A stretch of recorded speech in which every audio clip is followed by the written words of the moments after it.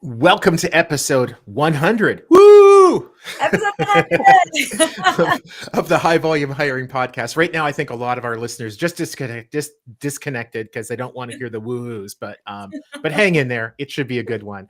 I'm Stephen Rothberg. I am the founder of College Recruiter Job Search Site. We believe that every student and recent graduate deserves a great career and that it should be easy and inexpensive for employers to hire them. Yeah, it's amazing. We got to 100. Actually, it's more amazing for Jeanette, Leeds, my co-host, that she's tolerated me for 100 episodes. Jeanette, good to see you. Good to see you too. So thrilled. Hi everyone. Jeanette Leeds. I'm COO, College Recruiter, HR Tech Advisor, AI Coach, and all sorts of fun stuff. I am so psyched. Episode 100, such a major milestone. I did consider bringing in balloons and champagne, but we'll keep it a little bit more chill. We'll let the content celebrate Exactly, for us, right? exactly. Yeah. And what I love about today's episode is that we are joined today by Javeed Khan. He is the co-founder and chief people officer at TidyHire. And what we're going to be talking about today with Javeed is, I just think it's, again, a perfect episode 100 topic is how high volume hiring is evolving in the age of AI and automation, right? So we're throwing in buzzwords, but it's so incredibly topical. So Javeed, thank you so much for being here with us. Welcome. It is an honor, and how lucky am I to be on the 100th episode, right? So thank you very much for having me on there. Well, luck implies that it was random. So I think we should pretend that this has been planned for the last 3 years. Right? Okay. All right. Let's plan it that way. Absolutely agree. Let's behave that way that this was planned. But really an honor to be with both of you tonight. I love it. Well, why don't you give our listeners just quick overview, you, what TidyHire is, just sort of background there, and then we'll get into the real meat of today's episode. I'll start with a joke, and I keep saying this to as many introductions I keep making. My wife and my daughter says I'm a better recruiter than a father and a husband. So that is how my life is all about, right? The last 2 decades of recruiting, that's what I've done. There were so many opportunities to go back and say, hey, Javed, why don't you become the head of HR? Why don't you go back and look at another vertical? And I was so passionate about recruiting, and I said, no, I think this is my calling and I want to do recruiting. Right. So 2 decades of working for IBM, Mastercard, KPMG, and a few startups. And I organically then said, I want to take all of that experience and build something to help recruiters. So TidyHire came in place to build and help recruiters of all the problems that they face. And that's what I'm doing these days right now. I love that. True expertise being put to good use. Awesome. And Java, just before, when we were in the green room before we hit record, you were telling me that you moved to Dubai about 13 years ago. Correct. Did you start TidyHire after you moved there? How old are you? And also talk a little bit about the markets that you serve. Oh, got it. Absolutely. So I'm 44 years. I'm very proud to say that. I didn't mean you personally. I meant TidyHire. I was I'm up there. Not ask the question. You can't ask that question. Well, maybe certain countries again, but at least in the US, New York. No, I'm here. So here's how life started, right? Brought up in India, Bangalore. Okay. And I finished my graduation and all of that in Bangalore. And till about 2012, I was taking care of IBM India and IBM tech hiring on large volume recruiting. And 2012, I had the opportunity to move to IBM Middle East and Africa. That's what got me to Dubai in 2012. And I served the large organizations that I mentioned till about end of January 2025. So growing into a co-founder and startup has just been the last 6-7 month journey. And while there was a role that I was playing as a strategic advisor to a lot of other startups, but was not a co-founder. But I stepped into that entrepreneur journey just about 7 months back. So it's as recent as February, March of this year. I love that. What's so awesome, which not everyone really realizes, is that having that background as a recruiter right, is actually very similar to like how do you run a business, right? Whether a recruiting funnel, marketing, sales, there's a lot of similarities, which I can speak from experience. So great background for the entrepreneurship. It's awesome. So Thank okay, you so much, Jeanette. great. So let's talk about like evolving, how like your definition, like one, what is the definition of high volume hiring and how is this evolving? Like, what are you starting to see in the past number of months? Evolving in the age again, like back to our title, what we're talking about, AI automation, like so much change going on. What are you seeing? When I reflect back on those days when I used to do volume hiring, we had to get to about 900 offers made between Sunday to Sunday, and that was high Wow. volume for me, right? Now, in India, to get to about 900 offers in 1 week, that's Sunday to Sunday, at 50% conversion on each cycling of the hiring, imagine the amount of candidates we had to screen, interview, and then process for offer at 50% conversion rates, right? Now, that was high volume, and that was hugely laborized. Yeah. I still remember having this calls on Friday evening with the recruiting team and saying, who's going where? Who's going to travel to this city? Who's going to manage that kind of operations? You've got 3,000 candidates coming. Do you have the infrastructure? Do you have the screening desk? Do you have the interviewers? Just that operations call used to take about 2 hours of my time on that Friday evening to make sure everybody is in the weekend, because weekend used to be the biggest days of getting people interviewed and getting recruited, right? That used to be volume recruiting. That's how kind of volume recruiting is what I have been used to. But in the entire process, I don't still remember any candidate that I would have recruited in that week or the years that I did the volume recruiting. What I miss and what is evolving is the hyper personalization with the volume that we are managing. That's how AI is helping us get to every single candidate. If I had AI in those days, I don't think we would have been so much more labor intensive in terms of HR teams and the recruiting teams. But that's how things are changing from an AI perspective. You still are able to do so much hyper personalized candidate experience. Engagement is better during the process. It's no more brute force recruiting, and it's evolving that way. That's how I'm seeing the high volume recruiting evolve with the support of AI and automation right now. That's fantastic. I'm so glad, Java, that you touched on the personalization.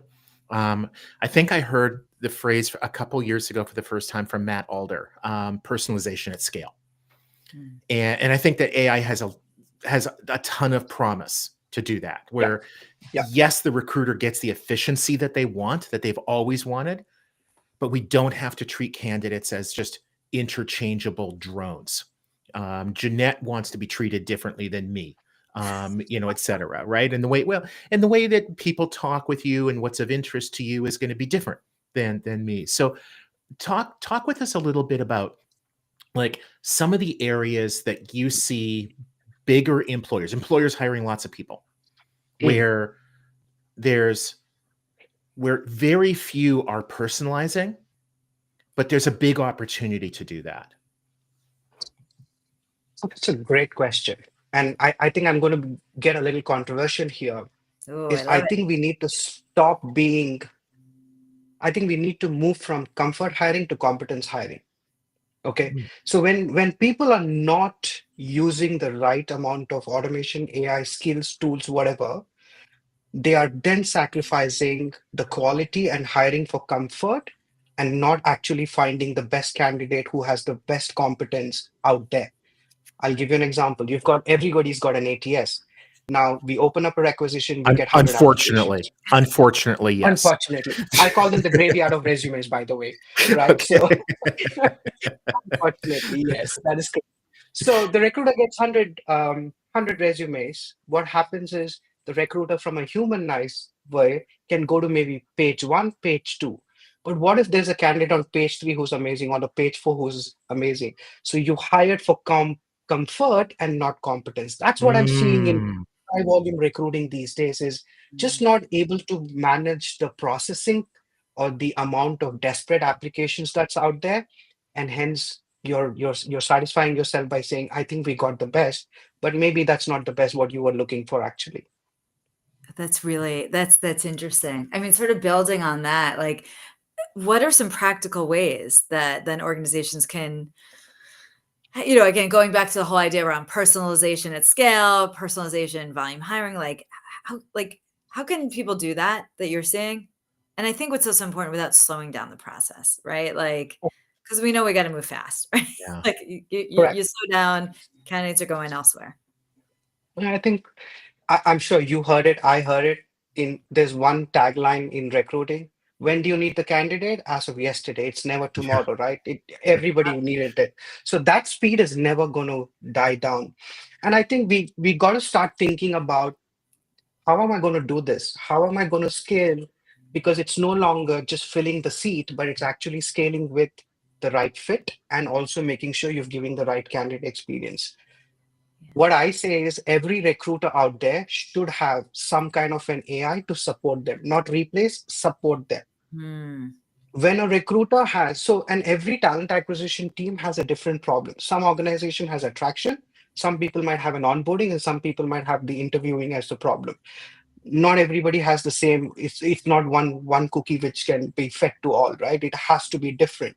So you got to understand where your problem statement is, take a tool to help the recruiter manage that aspect, remove the burnout and fatigue, and automatic the recruiter time gets focused in the right areas, right? You've got screening tools out there, you've got candidate management tools out there, you've got candidate calendar management tools out there, you've got interviewing agents out there, but you got to find what's the best fit for you, ideate, or otherwise it'll become another graveyard like our ATSs. That's a great point. Yeah, and I'm glad that you mentioned the agents. I know that's a lot of what TidyHire does, and also the support the recruiters rather than to replace. I think that's what we all want, right? We all want to be productive, and hopefully not have to work twice as hard to do twice as much. So I think, Jeanette, I think we probably have time for one more. Yeah. I Okay, think your turn. You take it. Take cool. it away. I'm going to go for it. So before we connected, we were talking about a few things that we wanted to talk to throw at you, and one of them was like focus areas. Now, I think Javeed, you had suggested that we talk about like 3 focus areas that you're looking at. But this is the 100th episode, so you're going to have to do 100. Kidding. Kidding. Again, a whole lot of listeners just disconnected. But maybe you can talk about like the 3 areas of focus that you're thinking that TA should really focus on, when it comes to, I don't know, better enabling their recruiters through the use of AI. Absolutely. And I talk to as many TA friends as possible, and I keep asking them, how have you changed post-pandemic, or how have you changed when the AI disruption has started? Nobody's thought about it. And I keep telling them that the 3 focus areas for any talent acquisition professional, one is a very basic one, and one is a very nuanced way of looking at it, is go back to that workforce planning and make sure that you're aligning your business needs and you anticipate the skill need before the gap. Go back to that workforce planning. That's your foundation of how you're going to recruit and what you're going to recruit. And if you don't have that right, you're going to keep chasing your tail. That's what I keep saying to my friends, right? The second part is have the right technology stack. Don't give in to the FOMO of what somebody else is using and what somebody worked for, or something might have worked for somebody else. You've got to have the right stack of technology which will help your organization. Just very high level example, Stephen, is I was talking to a TA friend who's in the retail business, but is implementing something which has only worked in the tech industry. It's not going to work in that retail world because the need is completely different on how that agent or the AI or the stack is going to work through. The last one, I keep saying this, is your employee brand and experience. How are you going to attract the right people if you're not communicating what your brand stands for and what your experience of that is? For example, there was a case study that we were doing here in the Middle East. I was doing the study for this big client, and they said our attrition is about at 50%. People join us within 18 months, our attrition is about 50%. That's a lot of time lost and money. And I looked at the data. They were hiring from the best of the B schools, best of the universities. and their cutoff was only about at 90%. But what happened is they could not communicate what their brand stands for and what the experience that they give. So all the fancy B school and the fancy universities would come, see a mismatch, and then leave within 18 months. So we had to go back and look at their brand experience being attracting the right way of looking at talent, not just the jazzy ones, right? So you got to go back and take this in the right direction. No longer employer brand looks amazing on your website or on your social media. It actually has to be portrayed in the life cycle of candidate management. That is when you're going to get the right talent to come in.